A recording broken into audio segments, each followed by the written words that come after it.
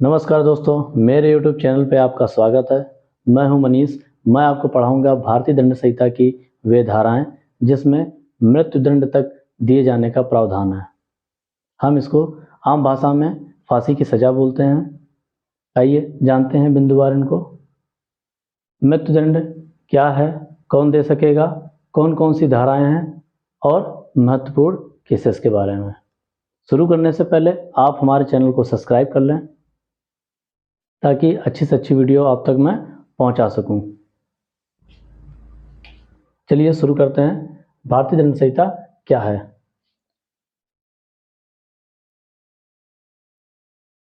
दंड प्रक्रिया संहिता की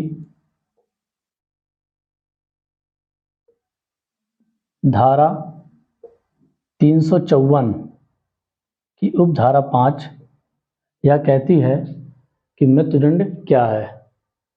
जिस किसी व्यक्ति को मृत्युदंड का आदेश दिया जाता है उस व्यक्ति की गर्दन को रस्सी से तब तक लटकाया जाता है जब तक उसकी मृत्यु ना हो जाए। ऐसा ही सेम लिखा हुआ है दंड प्रक्रिया संहिता की धारा 354 के उपधारा 5 में।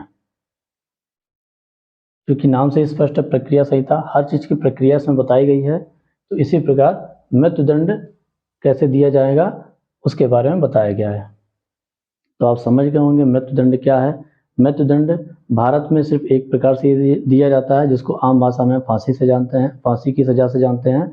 और जैसा कि मैंने अभी आपको बताया कि 354 के 5 में स्पष्ट लिखा हुआ है कि जिस भी व्यक्ति को मृत्युदंड का आदेश दिया जाएगा उसकी गर्दन को रस्सी से तब तक लटकाया जाएगा जब तक उसकी मृत्यु ना हो जाए। ठीक, आइए जानते हैं कौन दे सकेगा। प्रत्येक जिले में एक सेशन कोर्ट होता है, सेशन न्यायालय, सेशन न्यायालय। यहाँ पे सेशन न्यायाधीश बैठता है, उसको पावर होता है कि वो मृत्युदंड दे सके। जब वो मृत्युदंड देता है तो हाई कोर्ट उसकी पुष्टि करता है। हाई कोर्ट उसकी पुष्टि करता है CRPC 366 के तहत, CRPC 366 के तहत उसकी पुष्टि करता है, तब मृत्युदंड दिया जाता है। अगर मृत्युदंड सेशन न्यायालय ने दे दिया तो इसकी अपील आप हाई कोर्ट में कर सकते हैं। हाई कोर्ट में से जब अपील करेंगे वहाँ भी नहीं है तो आप सुप्रीम कोर्ट में करते हैं। सुप्रीम कोर्ट में भी अगर याचिका आपकी खारिज हो चुकी है तो दया याचिका आप राष्ट्रपति या राज्य के राज्यपाल के पास कर सकते हैं। वो इसको कम भी कर सकते हैं और इसको माफ भी कर सकते हैं। चलिए आइए जानते हैं कौन कौन सी धाराएं हैं। ये भारतीय दंड संहिता की वो धाराएं दे रखी हैं जिसमें मृत्युदंड दिया जा सकेगा। तो एक जनरली एक चीज़ जान लेते हैं, जैसे कि अगर आप ये सोचते हैं कि इन धाराओं में से कोई भी एक अगर आप अपराध कमिट करते हैं, अपराध करते हैं, पूर्ण करते हैं, तो जरूरी नहीं है कि आपको मृत्युदंड ही दिया जाए, ऐसा नहीं है। मैक्सिमम दंड इनमें मृत्युदंड दे रखा है। तो आपके अपराध की आधार को देखा जाएगा कितना जघन्य है। अगर आपका अपराध बहुत ही जघन्य है तो उसमें मृत्युदंड न्यायालय द्वारा दिया जा सकेगा।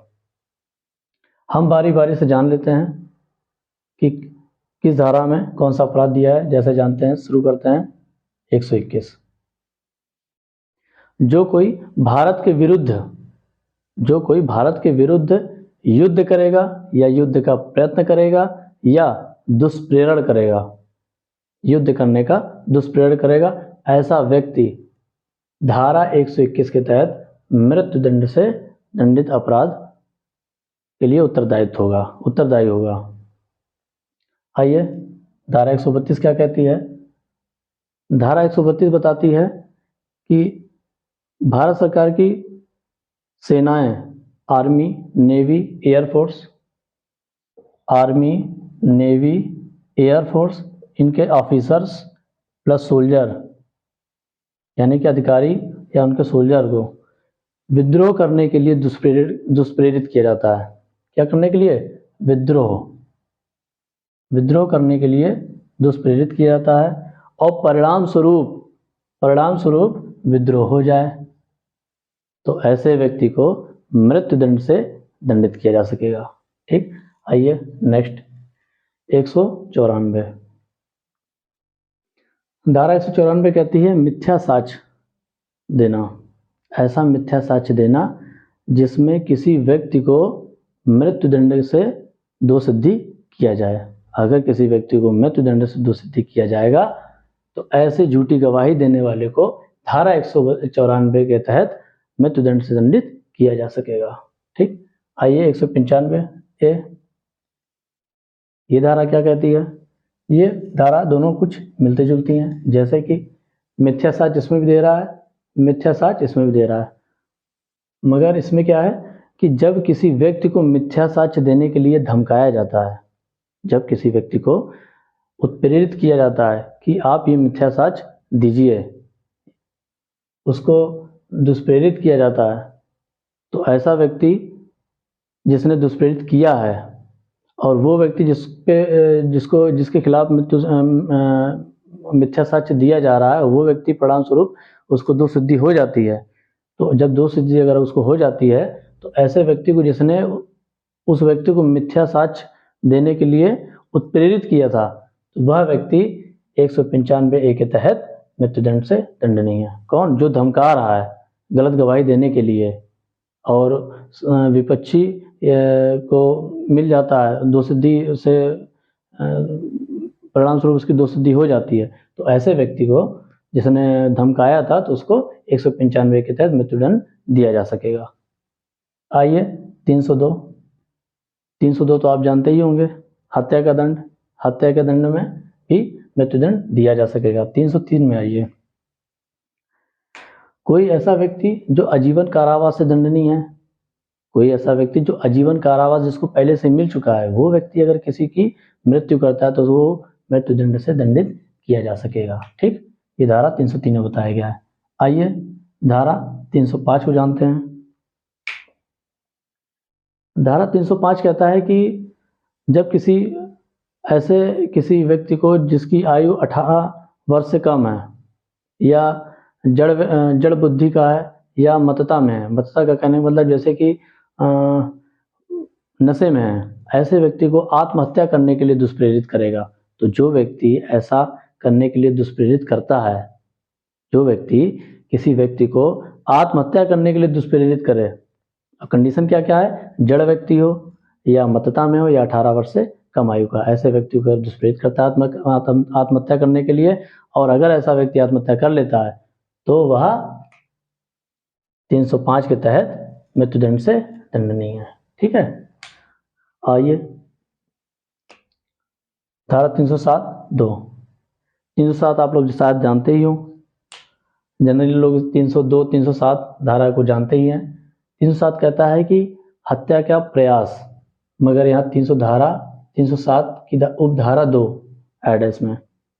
ये क्या कहता है? ये कहता है कि अगर आप 307 आप पे लगी, 307 धारा में आप आजीवन कारावास से अगर दंडनीय हैं, फिर यदि आपने कोई उपपत्ति करी तो आप 307 की उपधारा 2 के तहत मृत्युदंड से दंडनीय हो सकते हैं। आइए 364 का 364 के में क्या बताया गया है? 364 का ये बताया गया है कि जो कोई किसी व्यक्ति का अपहरण या व्यापहरण करता है, उसको निरुद्ध करता है, बंधक बनाता है, किसके लिए? मारने के लिए मारता है उसको, या जान से मारने की धमकी देता है, या ऐसा अपना आचरण बनाता है ताकि ऐसा लगे कि इसकी मृत्यु कारित कर देगा या उपपत्ति कर देगा। और ऐसा तब करता है जब किसी दूसरे व्यक्ति को या किसी सरकार को या विदेशी राज्य को या अंतर्राष्ट्रीय अंतर सरकारी संगठन को किसी कार्य को करने या ना करने के लिए या फिरौती मांगने के लिए विवश करे, तो ऐसा व्यक्ति 364 ए के तहत मृत्युदंड का उत्तरदायी होता है, या न्यायालय उसे मृत्युदंड दे सकता है, फांसी की सजा सुना सकता है। तो 364 ए, उम्मीद है कि 364 ए आप समझ गए होंगे। और जैसे आप फिल्मों में देखते ही होंगे कि किसी को बंधक बना लिया जाता है, फिर उससे कहा जाता है कि आप ये काम करें या ये काम ना करें, या आप ये चीज़ हमको दे दें, या इतना पैसा दे दें, ठीक है, या किसी भी चीज़ को बंधक बना लिया जाता है और सरकार से डिमांड करी जाती है या विदेशी राज्य से डिमांड करी जाती है, तो इसी प्रकार जो केसेस हैं और ऐसा होता है तो 364 के तहत वो दंडनीय होता है। आइए 376 A समझते हैं हम। धारा 376 A में क्या है, जो कोई स्त्री के साथ बलात्कार इस प्रकार करेगा कि उसकी मृत्यु कारित कर दे या लगातार निष्क्रिय अवस्था बनाने का परिणाम उत्पन्न करता है, तो ऐसे व्यक्ति को 376 A के तहत मृत्युदंड से दंडित किया जा सकेगा। ऐसे व्यक्ति किसी स्त्री, फॉर एग्जांपल समझते हैं सरल से सरल भाषा में, कि किसी लड़की का रेप किया और रेप करने के बाद उसको मार दिया, या इस ऐसी स्थितियां बना दी ताकि वो लगातार कई दिनों से या कई घंटों तक वो निष्क्रिय अवस्था में बनी रहे, अपनी मौत से लड़ रही हो, इस प्रकार से कुछ अगर स्थिति उत्पन्न करता है तो वो 376 A के तहत दंडनीय है। किससे? मृत्युदंड से। आइए 376 AB को जान लेते हैं। देखिए इसको हिंदी में इस प्रकार भी लिखा रहता है, जैसे यहाँ पे ए लिखा हुआ है तो यहाँ पे हो सकता है ऐसे भी लिखा रहता है इसको हिंदी में इनमें, जैसे ये है तो इसको ये लिखा रहेगा ऐसे, ठीक है। तो ये सब चीज़ देख लीजिएगा, ये घा है, खा है, या ठीक है। तो इस प्रकार हैं चीज़ें।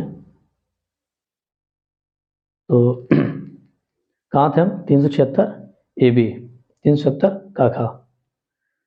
जो कोई 12 वर्ष से कम आयु स्त्री के साथ, ऐसी स्त्री के साथ जिसकी आयु 12 वर्ष से कम है, क्या है? 12 वर्ष से कम है, ऐसी स्त्री के साथ अगर कोई बलात्कार करता है तो मृत्युदंड से दंडित किया जा सकेगा। आइए जानते हैं 376 का घा खा। 376 का घा आप जानते होंगे, जिसमें कि सामूहिक बलात्कार के बारे में बताया गया है, सामूहिक बलात्कार का दंड दिया गया है, उसी का ये अपडेटेड है। घा खा ये बताता है कि जब कोई व्यक्ति सामूहिक रूप में, मान लीजिए 2 या 2 से अधिक लोग हैं, किसी स्त्री के साथ बलात्कार करते हैं, या इन्हीं में से कोई एक बलात्कार करता है, तो भी यह 376 घा खा के उत्तरदायित्व तो होंगे। यानी कि कोई सामूहिक है या सामूहिक रूप से या इन समूह में से कोई एक इसी स्त्री के साथ बलात्कार करता है, अगर सामूहिक करेंगे तो भी, या इन समूह में से कोई एक करेगा तब भी 376 DB के तहत मृत्युदंड का उत्तरदायी होगा। ठीक, समझ गए होंगे। आइए चलते हैं 376 से। 376 क्या कहता है? देखिए 376 में पुनरावृत्ति बताई गई है कि 376 की जितनी धाराएं, 376 का, 376 का खा, 376 की अंगा, ये सारी जितनी भी धाराएं हैं, 376 का घा का, गा खा और 376 अंगा, ये जितनी भी धाराएं, अगर इन धाराओं के तहत कोई अपराध करता है और जब वो दोबारा यही अपराध करता है तब उसको मृत्युदंड से दंडित किया जा सकेगा। ठीक है, तो 376 इसमें थोड़ा सा समझ लीजिएगा, ये वाला 376 की जितनी भी धाराएं हैं, सारी जितनी भी हैं, सिर्फ 2 धाराओं, इसकी 2 उपधारा को छोड़ करके, एक खा एक गा, इन 2 धाराओं को छोड़ करके बाकी 376 की जितनी भी धाराएं हैं, अगर दूसरी बार यही काम करता है, सेम 376 की धारा में अगर कोई दोबारा दंडित किया जाता है तो उसे मृत्युदंड से दंडित किया जा सकेगा। ठीक है, अब आइए लास्ट एक और देखते हैं 396। 396 बताता है कि हत्या सहित डकैती। ठीक है, 396 बताता है हत्या सहित डकैती, यानी कि हत्या भी करता है और डकैती भी करता है। ठीक है, तो डकैती की आप परिभाषा जानते हैं? नहीं जानते हैं, जानिए। लूट, जब कोई व्यक्ति लूट करता है और लूट करते समय उनकी संख्या 5 हो, जब 5 लोग मिलकर किसी लूट को अंजाम देते हैं तो वह डकैती कहलाती है। ठीक, और इसी व्यक्तियों में से 5 हैं या 6 हैं, 7 हैं, जितने भी हैं, इसी व्यक्ति में से अगर किसी एक व्यक्ति ने हत्या कर दिया, या मिलके किया या किसी एक व्यक्ति ने हत्या कर दिया, तो ये सभी लोग हत्या सहित डकैती यानी कि 396 के तहत मृत्युदंड के उत्तरदायी हो सकते हैं। इन्हें मृत्युदंड से दंडित किया जा सकेगा। ठीक है। और जैसे कि जान लें, जब डकैती अगर स्पेसिफिक अलग अलग कोई काम होता है, जैसे हत्या को हमने बताया कि 302 में दंडनीय है और डकैती 395 में है। ठीक है, ये दोनों है तो अब अलग अलग अपराध 302। ठीक, मगर जब ये एक साथ किए जाते हैं तो धारा बनती है 396, और 396 में अगर कमिट करता है तो वह मृत्युदंड से दंडित किया जा सकेगा। ठीक, तो आइए, ये वो भारतीय दंड संहिता की वो धाराएं थे। इसको मैंने संक्षेप में आपको बताने की कोशिश की है ताकि आप एट द प्रेजेंट टाइम आप जान सकें कि किस धारा में क्या प्रावधान किया गया है। ठीक, आइए जान लेते हैं कुछ महत्वपूर्ण केसेस। आप इसको नोट डाउन कर सकते हैं। कुछ केसेस को हम जान लेते हैं।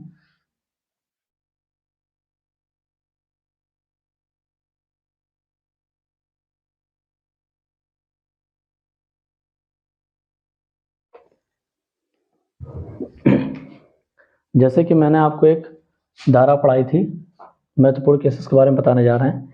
एक धारा भी मैंने आपको पढ़ाई थी, धारा 303। ठीक, तो जो 303 धारा है, इसमें मैंने आपको बताया था कि कोई आजीवन कारावास की सजा काट रहा है या 300 आजीवन कारावास की सजा सुनाई गई है, वह व्यक्ति अगर किसी प्रकार की मृत्यु कारित करता है तो मृत्युदंड से दंडनीय है। इस धारा 303 को असंवैधानिक घोषित किया।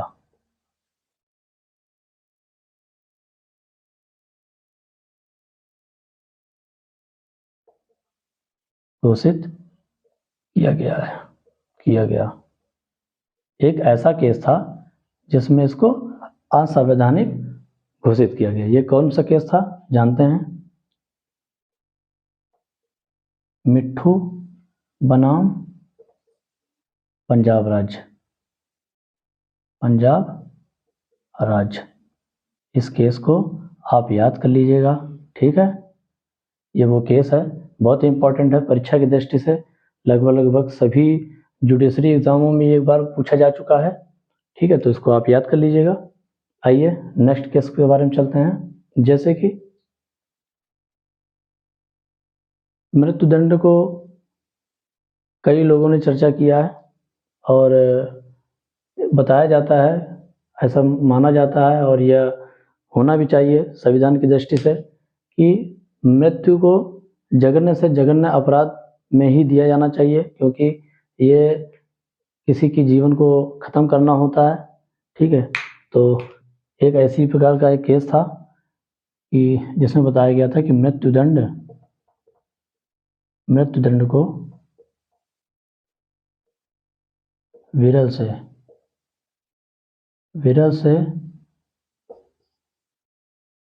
विरलतम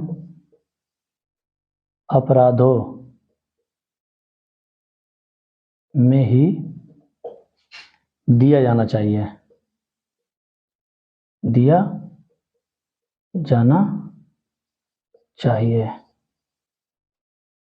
ठीक, एक इस केस में क्या गया था? बच्चन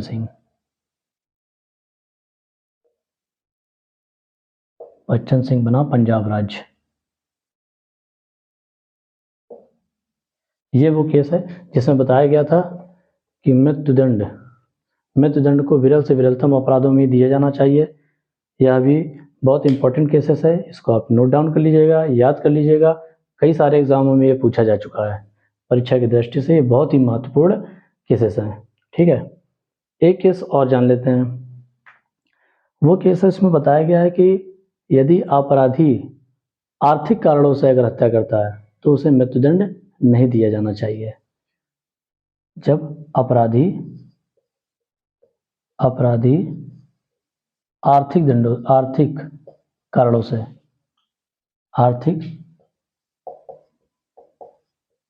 से मृत्यु करता है या हत्या करता है मृत्यु नहीं, हत्या। जब अपराधी आर्थिक कारणों से हत्या करता है तो उसे मृत्यु दंड नहीं दिया जाना चाहिए। ये किसने कहा था? ये केस था उत्तर प्रदेश राज्य, लिख लीजिएगा यहाँ पे, उत्तर प्रदेश राज्य बनाम M.K.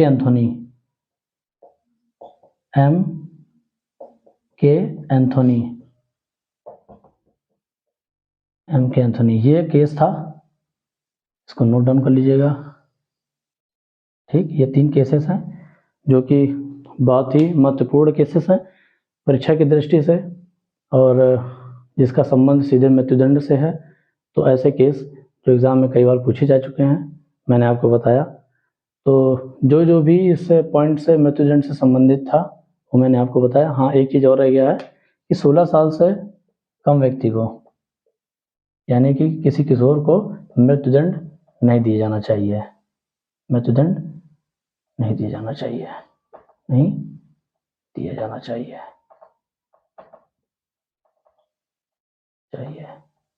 16 से कम आयु के किशोर को मृत्युदंड नहीं दिया जाता। ठीक है, आइए हम मृत्युदंड से जितनी भी चीज़ें थी वो मैंने आपको बताई।